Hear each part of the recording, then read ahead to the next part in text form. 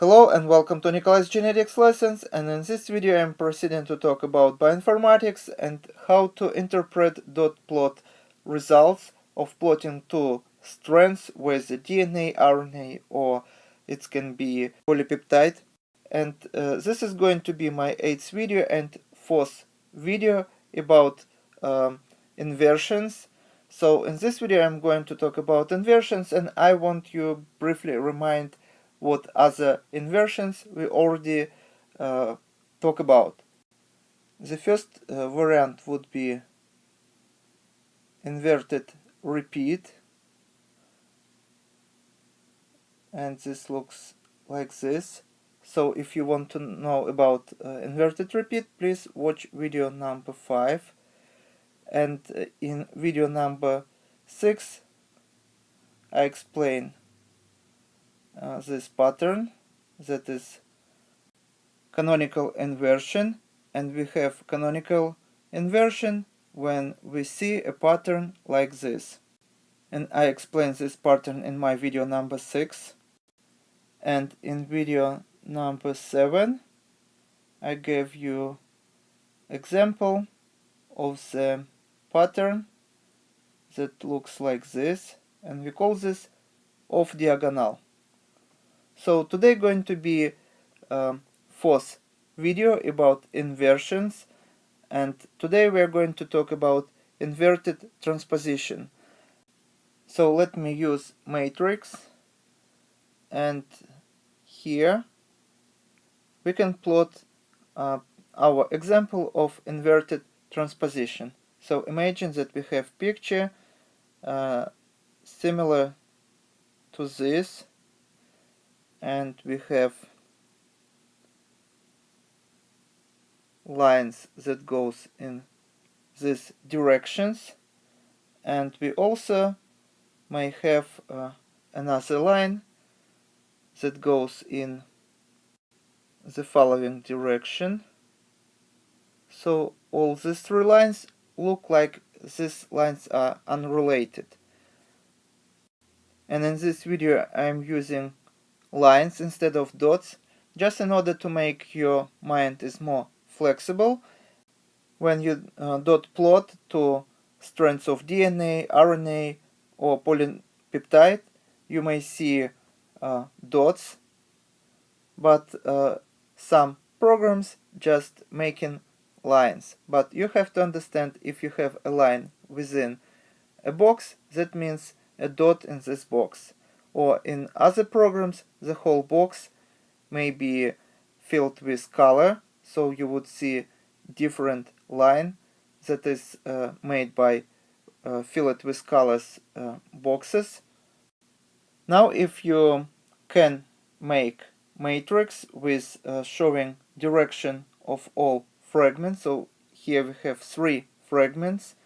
Because this is 8th video that I'm making about how to interpret dot plots, I highly recommend you to stop video here and try to solve this problem on your own and find directions of each fragment on each axis. So we have y-axis here and x-axis here, and try to give letters to each segment of each fragment. So one box would be one segment, and each segment means one peptide or one protein if we're making 2 strands of the polypeptide. So if you're still confused how we are going to build these fragments, the name of today's video is very clearly states that here we have inversion and transposition. Here's my another hint.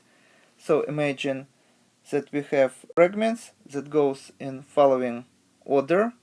So first would be the red fragment, then we have green fragment and blue fragment. So this would be our original order. And because we have inverted transposition, a new order can be as follows.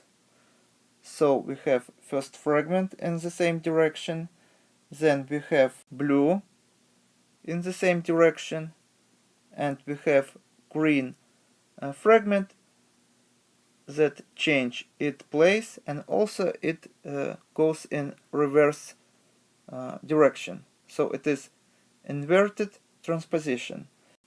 So the top example would be what we're going to plot on the x-axis, and second example would be what we are going to plot on the y-axis.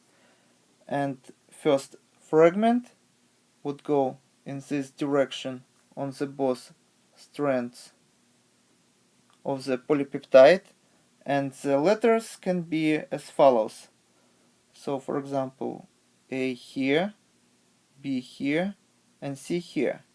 And the same order would be on the y-axis, A, B, and C, because here we have perfect match, perfect line that goes from the left bottom corner to the top right corner.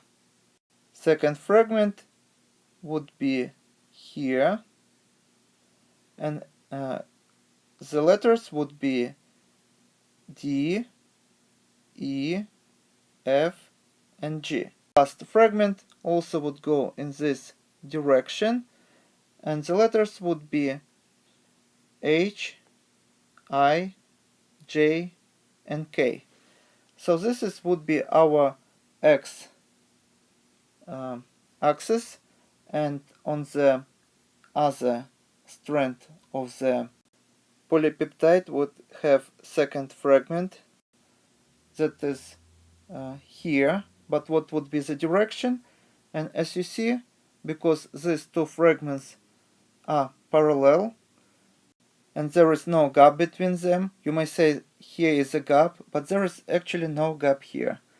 So we can say that this fragment will perfectly match here and close this gap. So as you see, there is no gap here. So after red fragment we have green fragment, and there is no other residue that we can fill in here and in here. So the size of this green line is exactly the size that we need in order to close this gap between red fragment and blue fragment.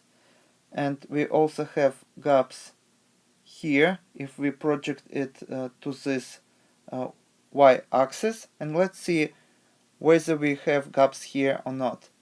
So next would be blue fragment if we project it on the y-axis. So let's put a line here, and as you see, once again, we don't have gaps here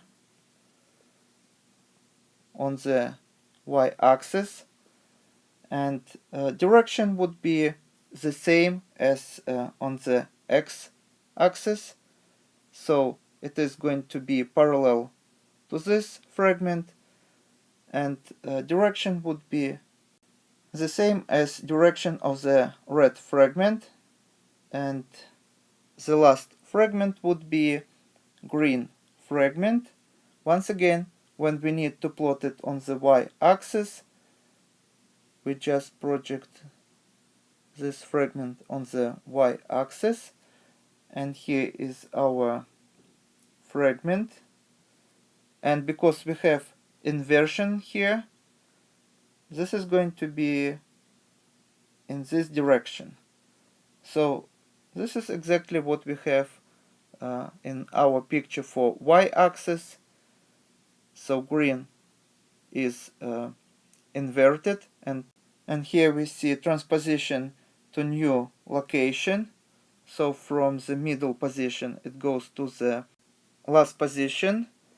So now we know directions of these two fragments, and that means that letters in the blue fragment would be in the same order as in this fragment. So here we would have H, I, J, and K.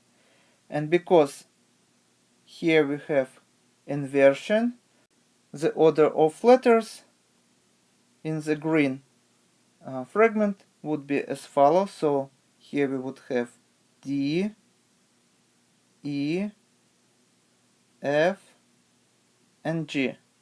So that's how we are going to get this inverted fragment on our dot plot.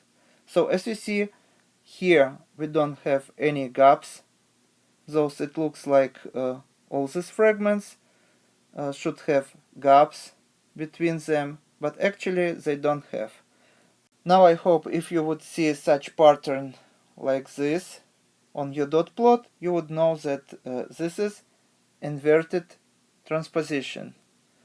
And this is all for today. Thank you for your attention. Please subscribe for my new videos that I post almost every day. Thumbs up if you like this video. Please write your comments, questions if you have any. And see you in the next video. Goodbye.